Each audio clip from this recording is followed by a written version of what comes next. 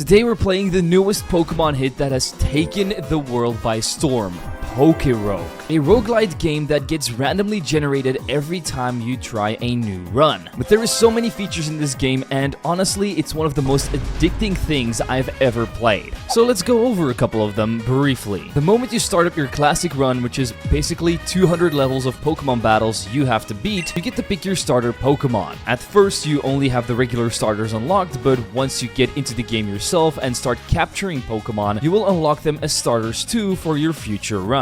You can't just pick 6 starters though, you have a 10-point system. For example, all your starters from generation 1 until 9 cost 3 points, which means you can use about 3 of them to start off the game. Other Pokemon will have either higher or lower points depending on if they're good or not. For example, Weedle only costs 1 point while legendaries cost 8. And it's actually good to capture multiple species of the same Pokemon, because then you'll unlock better IVs as well as sometimes hidden abilities, which will help you out massively in your future runs. But let's go into the game real quick and see what PokeRogue actually looks like. So, as I said, every level is going to be randomly generated. The starting area will have Pokemon like Meowth, Bidoof, Starly, and so on. But hold it, Junior, there's a couple more things we have to go over before we beat this Meowth. Once you open up your settings, there is a ton of options, but the best one by far is game speed. The rest of these don't matter as much, but if you want to go fast, turn that sucker up to 5. And if you're a real achievement hunter, this section is for you, because there's a ton of challenges you can complete, and as a reward for completing some of these, you get egg vouchers, which is by far the most fun and addicting thing in this game.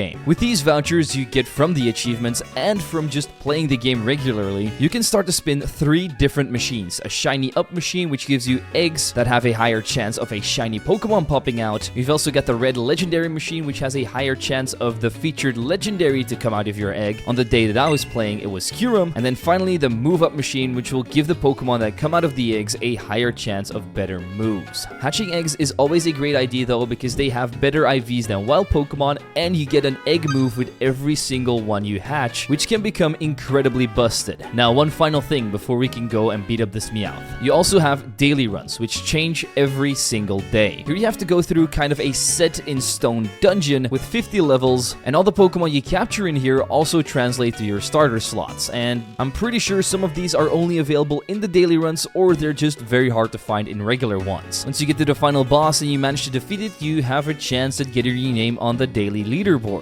Unfortunately, my crusty ass got beaten by this Marshadow, but I'm sure some of you will be able to beat it first try. Now let's finally give this Meowth the pummeling of a lifetime. You see, in my first run, I found out that every time you defeat a Pokemon, you get a choice between a couple of items. These can vary from just regular Pokeballs to passive buffs that will carry you through the game. You also start off with some Pokedollars, which you can use in the shop to heal up your Pokemon. But watch out, because this only gets more expensive the farther you get into your run. And earning money can be a pain in the butt sometimes. As I was grinding through the first couple of levels, I eventually ran into a trainer that I've never seen before. This is your rival. She will pop up on various different stages and try to make your life miserable, because in the end she's going to have a team, so you better prepare fast and plan accordingly. The first time she's definitely a pushover, and you're almost always going to make it through. However, every 10 levels you will run into a boss Pokemon or a gym leader. These are mostly battles that will leave you on the tip of your chair, and if you're not prepared, you'll lose your run and get sent back all the way to the beginning. But these boss Pokemon are capturable, and they're a higher level than everything else you can see before them, so they're definitely worth picking up if you get the chance. However, if you want to pick up a Pokemon, be cautious that you don't waste all of your resources like I did on this Eevee, and I ended up just dying to it and not even adding it to my starter collection. As I was doing different runs, I ran into more and more useful items. Stat boosting items like Protein, which will give you a 10% increase in the stat that it states for the rest of your run, which is absolutely goated. But also healing charms, which can increase the effectiveness of HP restoring moves and items by 10%, excluding revives. I ended up getting further and further, and eventually after defeating my very first gym leader, I got some egg vouchers and used them on the legendary up. I immediately got a rare egg, because there's also different variants of eggs, which gave me a Beldum with the egg move Body Press, which is incredibly good because now it doesn't just start off with Tackle. I also ended up getting a Timber with Bullet Punch, which got me even further into my runs. As I was spending all of my money on the lottery, hatching egg after egg, becoming slightly addicted to gambling once again, until eventually I got the ultimate luck and hatched a shiny Misdreavus. Not the best Pokemon, I'm going to admit that, but it is a very nice looking shiny, and it made me unlock an achievement that gave me a voucher for 25 more egg spins. And I knew this was the moment for me to finally get an incredible Pokemon that I could put on my team to really challenge PokeRogue and put it to its limits. And that Pokemon was the newly introduced Generation 9 legendary Ogerpon.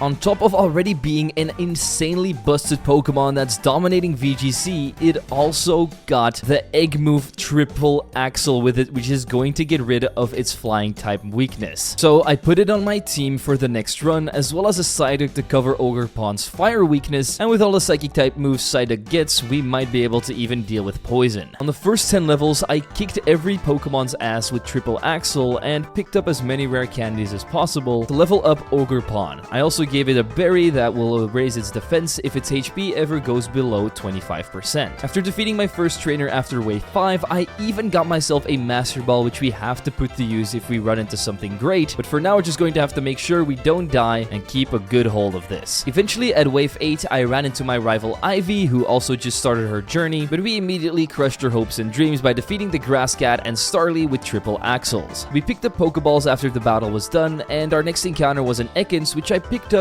all because of its ability Intimidate, which is always broken. Our first boss Pokemon was a very weak Zigzagoon, so we beat it up and moved on to the next stage, which goes on from 11 till 20, which means our level cap also goes up. That's right, every 1 to 10 levels you have a level cap, so you have to make sure you don't try and over level one Pokemon, because that's not going to work out. XP distribution is always key. However, as you can see from my top left corner, you get an EXP share and EXP charms to divide the experience more fairly, and the more you get of these, the more experience you're going to get, which makes the game a lot easier. On my next couple of waves, I got a special PokeRogue exclusive item, the Rogue Ball, which is a catch rate of ×3. So now we should be set if we run into something decent. I ended up capturing a Poochyena and then got the Cornerstone Mask for my Ogerpon to turn it into a Grass Rock type. With this mask, my Ogerpon will be looking my enemies in the eye and spread fear among the PokeRogue universe. On the next couple of Pokemon, I picked up some Big Nuggets, which you can immediately sell for money, and I also ended up capturing the Pokemon mascot himself, Pikachu. I upgraded my Ogerpon's attack with Protein, and then ran into an X item which will up the stat by 1 stage for 5 whole battles. And these stack as well, so if you pick up more and more of them, you're going to be able to just sweep through everything. I bulldozed my way through the next boss fight, which was a double battle against a Farfetch'd and a Meowth, and even ended up capturing the Meowth with my Rogue Ball. Luckily for me, the next area I ran into was a swamp which is filled with water types, so Ogerpon is going to be eating good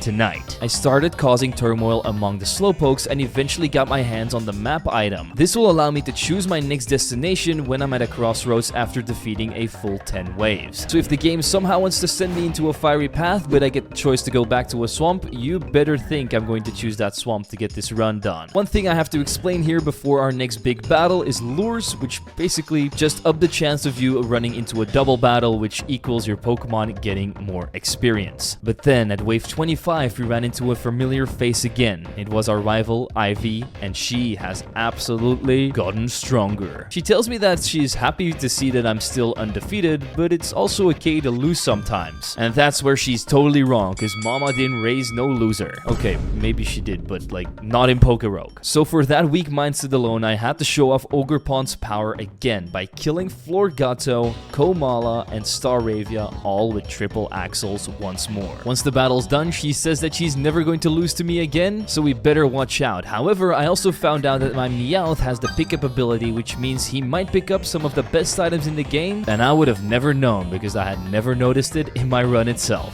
My next encounter was a Lombre, and considering that Ludicolo is in my top 10 favorite Pokemon, I just captured this and added to the team. So goodbye, useless Poochyena. I ran into one more PP up before the boss, and then spent all of my money on healing items so my team would not get overwhelmed by the huge muscles of Crasher Wake.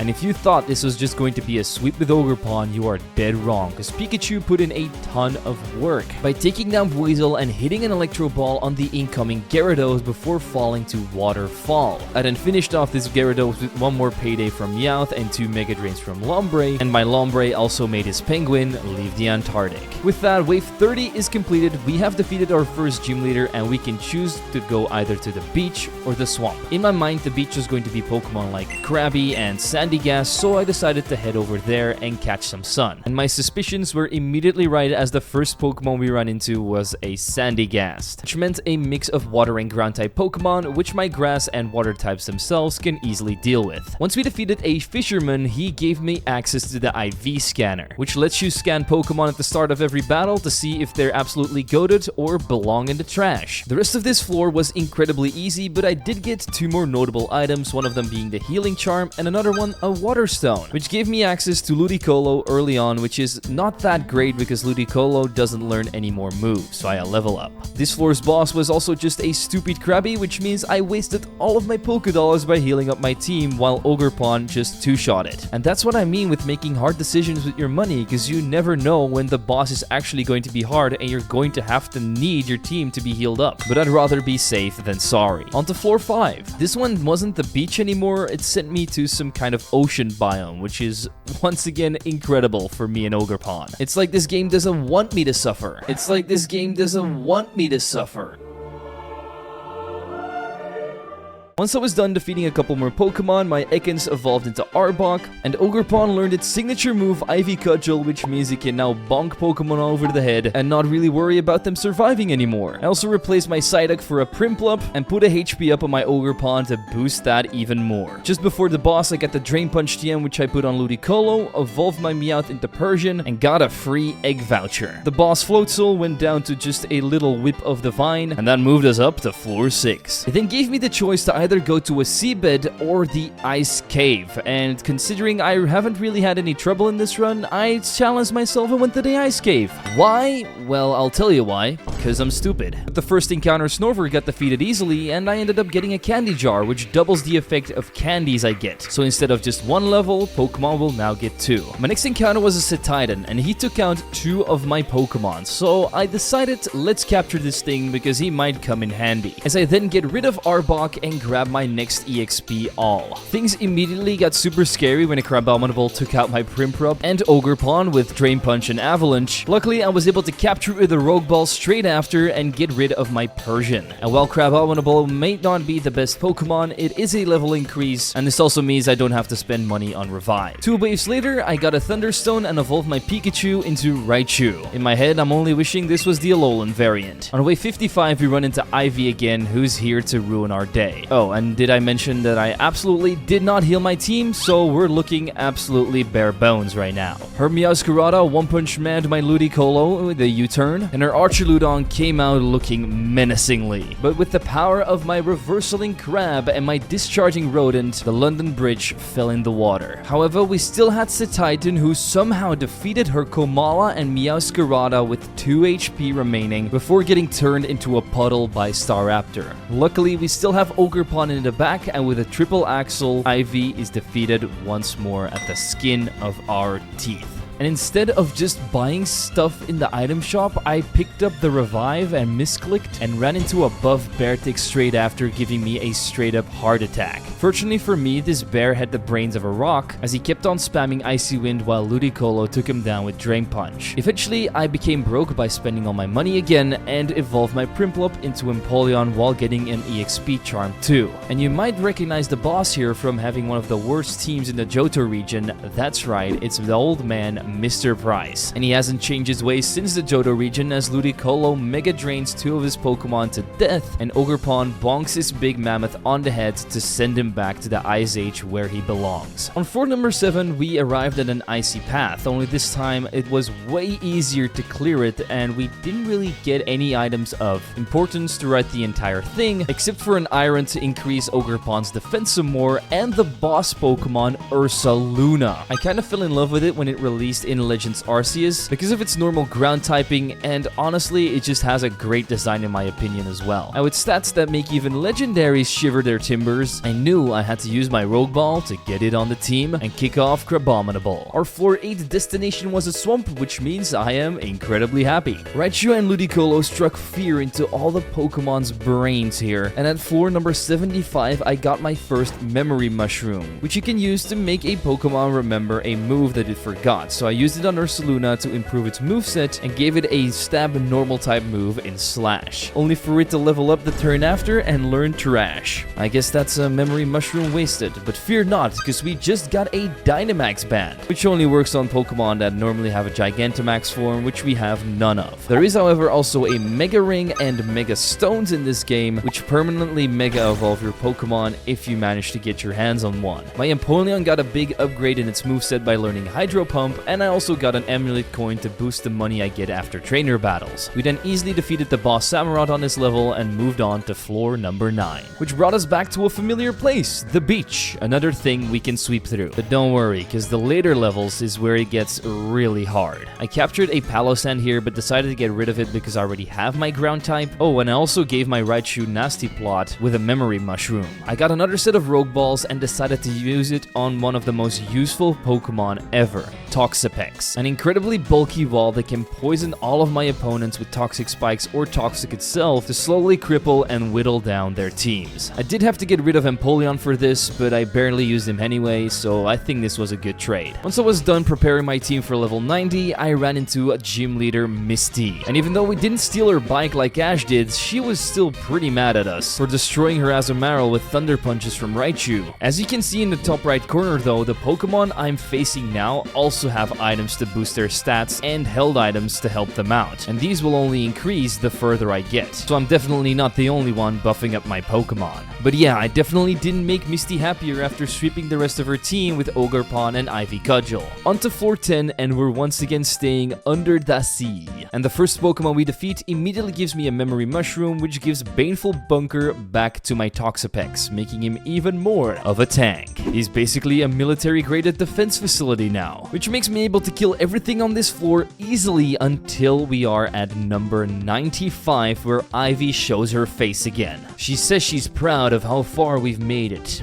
but it looks like this is the end of our journey, as she gets into a battle pose and throws out her Meowscarada again. Only this time, it looks more menacing than usual. It's terrestrialized, which means it gets rid of its dark typing, and its grass type moves are going to do a ton more damage. But I don't care. After Ludicolo dies to 2 Leaf Storms, its special attack is looking bare bones, so I bring in Ogerpon and kill it with a triple axle after taking another Leaf Storm to the face. That's when we do a ton of swapping around until my Toxapex is eventually up against her Arcanine and my Toxic Spike layer is laid. She swaps out into Dragapult and gets poisoned by my Baneful Bunker by hitting me with a Dragon Rush. I do eventually go down to another Dragon Rush, and as I try to take it down with Avalanche from Titan, she brings in Arcanine, who chews up my Raichu on the switch-in with Crunch. Ursaluna then goes brr by taking down Staraptor with a Trash and doing some major damage on Dragapult, but in the end, Komala, Arcanine, and Dragapult all fall to my Ogerpon Spiky Shield's Synthesises and Ivy Cudgels, even though she was burned. With more than half of the team dead, it was time to spend some more money, as I made my way to the boss fight at level 100, which turns out to be an oversized seagull. So we drop an Avalanche on its head and head over to another seabed. Now that we're at level 101, we're officially just over halfway of our run, because these classic runs go up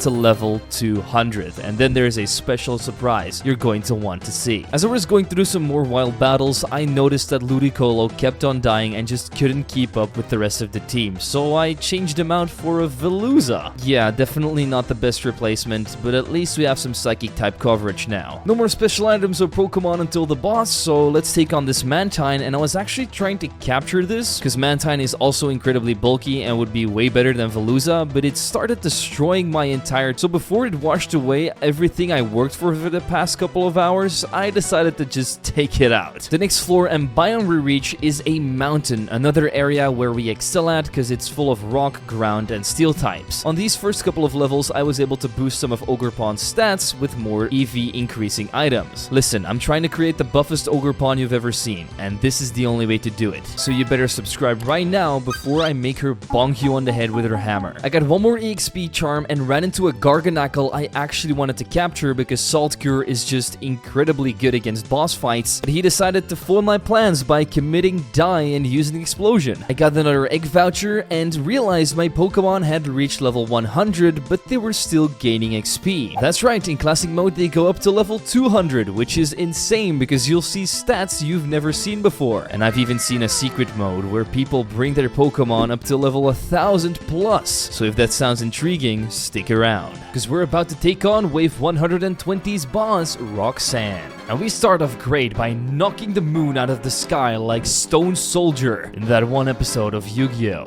And after that, Ursaluna proceeds to high horsepower the next 3 Pokemon into oblivion until her ace Pokemon Terrestrialized Golem comes out, who survives a high horsepower with a Reviver Seed, which only procs if your Pokemon is supposed to faint, and it then brings you back to half HP. So it's basically an extra life and kind of like a cheat code. So we made her take herself out with a double edge on our Veluza, bringing us to a deserty area on floor 13. It was kind of the same as the last floor with a lot of rock, ground, and steel type Pokemon, but we did see some pretty powerful ones like Excadrill, Rhyperior, and PokeRogue. Nothing all that useful in the item lane except for a Salac Berry, which I put on Ogerpon, and eventually we reached the boss, Mudsdale. And I am getting pretty scared of the health bars they're getting, because we started off with 2, but now they have gone up to 3. Not that this Mudsdale was a problem, but this could definitely give us some trouble if it gets put on an actual good Pokemon. Floor 14 started off very rough because we didn't really get any items while sweeping through the Pokemon until we finally got a PP up, and our next encounter was a Crocodile, a Pokemon I really wanted to add to the team for Veluza, so I captured it and found out it had a Jolly Nature, which means plus speed minus special attack, and the Moxie ability. So this lizard absolutely has the potential to go crazy. After this, I got a rarer candy reward, which levels my entire team up by 2, and that brought up my Ogerpon to the max level of this floor, which was 126. To go into the Darmanitan boss fight, which is the perfect replacement for our Raichu, because he's been slacking, he's not been pulling his weight, so we had to replace him with this sheer forcing big man that will punch a hole in your wall after losing at FIFA with his massive fists. Floor 14 ended up being some ruins, which is home to a lot of psychic types, but Pokemon like Unknown are not stopping my Ursaluna. But you know who is? Ivy on floor 145. For some reason, she turns into red and doesn't say anything except for 3 dots against us before she throws out her Meowscarada once again. The cat stares at me with a blank expression, almost looking emotionless, and that's when I noticed that her Pokemon have turned into bosses with 2 health bars, making her a lot more difficult to defeat. But I just got a Darmanitan with a lot of HP, and after swapping into him, her Meowscarada got scared, and she finally showed her real ace Pokemon, Rayquaza, with the triple health bar. So I swap out into Sid Titan and take an Outrage. While I'm trying to kill it with another Ice Shard and Avalanche combo, she swaps out into Arcanine. So I go into my Toxapex and set up the Toxic Spikes once more to cripple her team. After poisoning the Dragapult and bringing it down to red HP, she swaps it into Kamala. This little cutie also gets poisoned and put into yellow HP range, and then she gets scared again and swapped into Meowscarada, who also gets poisoned and killed. The rest of her team, except for Rayquaza and Kamala, also gets stalled out by Toxapex. Eventually my bunker gets smashed by an Outrage, so I bring in Sid Titan and use Ice Shard to take down the Master of the Sky and end off the little koala with an Ivy Cudgel from Ogerpon. Once the battle's over, she walks away without saying anything. This makes me pretty worried about her well-being, so hopefully we'll be able to see her soon and ask her what's wrong. The rest of the floor got swept up by Crocodile until I got another Zing to put on Ogerpon, and then ran into the boss battle against Gym Leader Tate. And no, I'm not talking about Andrew.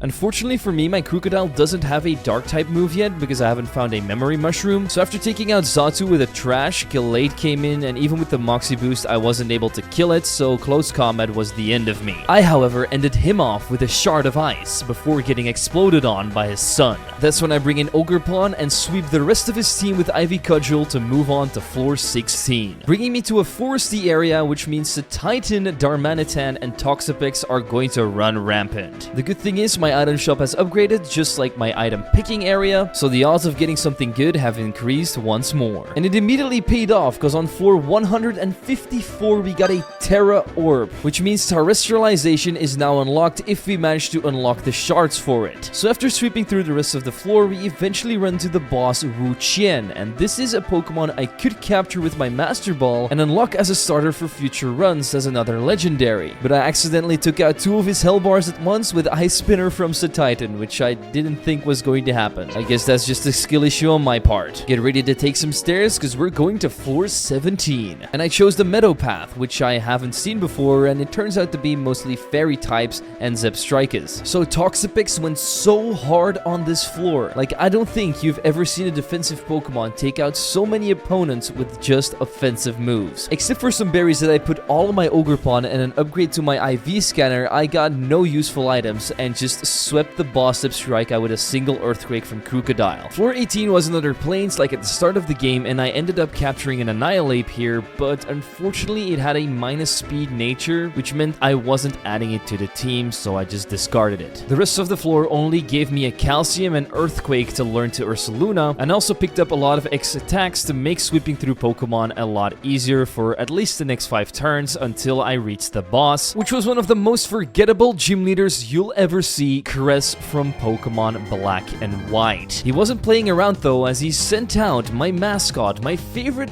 Pokemon, Swampert in water terrestrialization form. But for some reason he swapped it out for Dreadnought and came into my superpower from Darmanitan to one-shot that. For his Seismitoad, I swapped out into Ogerpon and proceeded to kill everything in my path with the same move we used all run, Ivy Cudgel. Considering we're in the endgame now, I picked Lake for our 19th floor to keep our Pokemon safe. But little did I know that this was the Elite 4 round, and that means 5 battles every 2 waves you get to face one of the Elite 4 and eventually the champion. I encountered the Johto guys as my first opponent was Will, but it might be possible to get Elite 4s and champions from different regions too. Anyway, I took out his terrestrialized Rapska and 2 Jinxes with Ivy Cudgels, and Xatu, Slowbro, and Executor got thrashed by Crocodile. With that Moxie, it made it incredibly easy to get through Will, and with the Salac Berry now put on Titan, we ran into our next Elite 4 member, Koga. At this point, I hadn't realized that it was going to be an Elite 4 member Gauntlet, so I didn't heal up my Ogerpon nor Crocodile, giving me a major disadvantage against the Ninja King. He immediately led off with the purple Among Us guy, so I ejected him like the imposter he is with Ursaluna's Earthquake. So Titan's Avalanche dealt with Crobat, and Ursaluna Earthquaked the Tentacruel.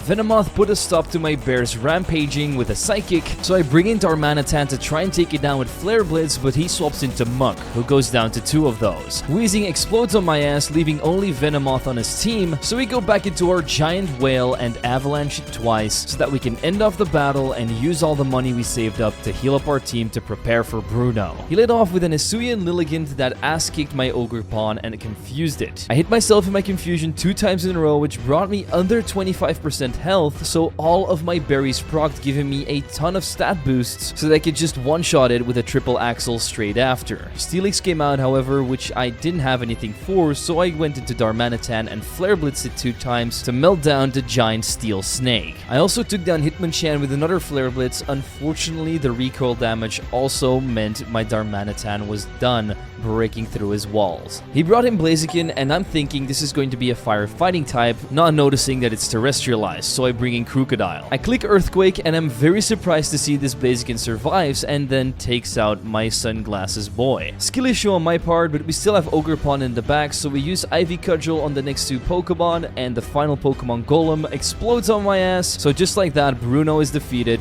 We do the same thing, healing up our team, and move on to the Dark type specialist, Karen. But we also got a Soul Dew, which increases the influence of my Pokemon's nature on its stats by 10%. So we give Ogerpon some extra defense and send out Toxapex against Karen's Pangoro. I lay down spikes of the toxic variety and poison the panda and whittle him down with my bunker. I bring in Darmanitan for the next Pokemon Weavile, but as I'm going for Hammer Arm, she swaps into Houndoom, which also gets one-shot. Here I'm thinking that my Darmanitan can just sweep up the rest of the team, but Thievul puts a thorn in my plans by outspeeding me and using Fall Play to kill. Crocodile then went Beast Mode as he took down the rest of the team with Earthquake and Trashes together with those Moxie boost. Our next opponent is Lance the Dragon Master, and he leads off with an Electrode that I suppose he got from taking down Team Rocket together with Gold. I was personally about to take it out with Ursaluna's Earthquake, but he swapped out into Terrestrialized Aerodactyl. So I took it down with 2 Thrashes instead, but Dragonite immediately countered back with Outrage to put my bear back in its ball. So Titan then brings out the big guns as he takes down Dragonite and the incoming Kingdra, but his legendary snake, Zygarde, who is also terrestrialized by the way, is like the Goku from this universe, as this Ice Shard barely does anything, so I see my will get taken out and bring in Ogerpon. Even an Ivy Cudgel doesn't kill here, so that means he procs his berries, raising his attack and speed, so Ogerpon also dies. Just when I'm about to take it out with Crocodile, he swaps out into his Alolan Exeggutor, so I go into my bunker, lay down the Toxic Spikes, and get taken out by a couple of Confusions by all things. We only have 2 Pokemon left, so I'm thinking we're done here. Our run is going to end at a level 190. But Darmanitan comes in clutch by killing this oversized Palm Tree with Flare Blitz, as well as Zygarde and Electrode to win me the battle in the final moments. Then the atmosphere changes to something godlike, and the music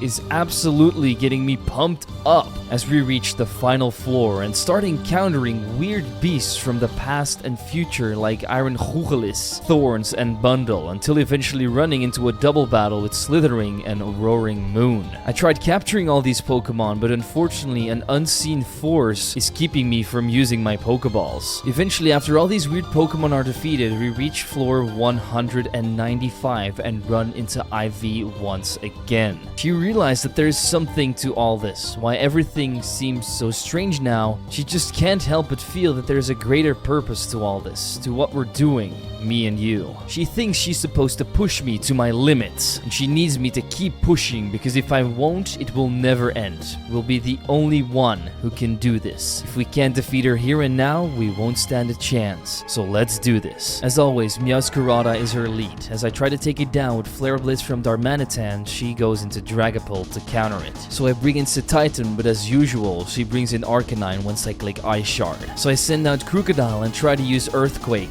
but that's when she brings it out. Her god, Mega Rayquaza, with 4 health bars. We're about to fight an uphill battle. But like usual, my Toxapex lays down a layer of Toxic Spikes and poisons the Flying Snake with Baneful Bunker. It doesn't have the best moveset, as it tries to go for Fly and Hurricane every other turn, which just doesn't enough damage as we keep out healing it with Recover. Then the moment he was about to go down to the toxic damage, she swaps out into Dragapult again, which we stall out to the brink of death and bring in Ursaluna the moment it tries to hit Phantom Force to negate it. Ursaluna also manages to trash her Staraptor with the 2 health bars, but Meowscarada hits the field once again. Like usual, I try to kill it with a Flare Blitz from Darmanitan, but the Arcanine with Flash Fire cancels it out. And the moment I try to Earthquake it with Crocodile, Meowscarada comes back in again. That's when I bring out my Ogerpon, and after tanking a Leaf Storm with my Reviver Seed, I unlock an achievement, healing more than 250 points of damage in a single turn. I stall it out with Triple Axle and Synthesis while the poison damage takes it out, and Crocodile proceeds to finish off Komala and Rayquaza while Toxapex deals with the final Pokemon Arcanine as we defeat Ivy for potentially the last time. Her final words to me are, I finally fulfilled my purpose. Promise me after you heal the world, please come home safe. And thank you for everything. We part ways, and as I'm walking through this dangerous landscape all by myself, defeating Pokemon I've never seen before, while having all these questions run through my head, it finally happened. I reached stage 200. That's when the almighty Eternatus appeared, but for some reason he can speak now, as he says, It appears the time has finally come once again. You know why you have come here, do you not? You were drawn here because you have been here before countless times, though perhaps it can be counted. To be precise, this is in fact your 5,643,853rd cycle. You see, each cycle your mind reverts back to its former state. Even so, somehow remnants of your former selves remain. Until now you have yet to succeed, but I sense a different presence in you this time. You are the only one here, though it is as if there is another. But no matter, will you finally prove a formidable challenge to me?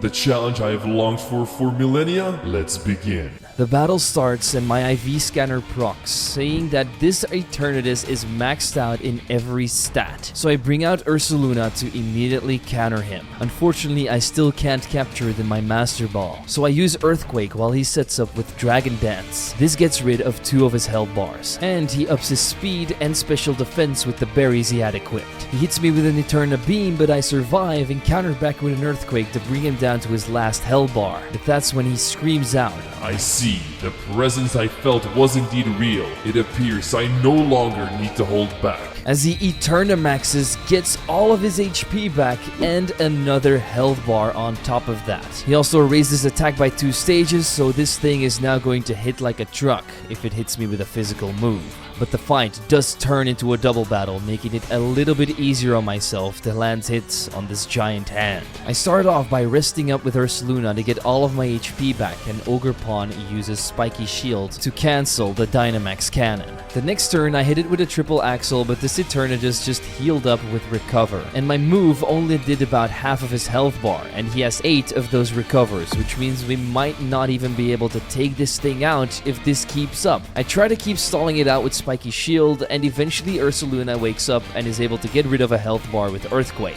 But this only made Eternatus faster. He hit me with a Cross Poison and I got rid of another health bar, but he just got his health back the turn after with Recover. Right now this just feels like an endless battle we're never meant to win. And because of the pressure ability, my Ursaluna is now all out of Earthquakes. So I start using Thrash and Triple Axle to eventually bring it down past that second health bar, but he heals up with an Enigma Berry. We tank another Dynamax Cannon and a Cross Poison, but eventually both of my Pokemon go down to a Dynamax Cannon, and because my Ursaluna hit itself in its confusion. So I bring in Titan and Crocodile to use Avalanche and Earthquake to finally get another health bar down. Unfortunately, my own Earthquake kills my Titan, and it brings the Eternatus into healing range for its Citrus Berry to bring it back all the way to half health. With only 3 Pokemon remaining and one of them almost being dead, I'm starting to think this is a lost cause. I bring in Toxapex and go for the Baneful Bunker, hoping that Crocodile can get off another Earthquake before he bites the dust, but we get flamethrowered and are now down to our last 2 Pokemon. My Toxapex gets hit with a Dynamax Cannon and I see that it just does under half,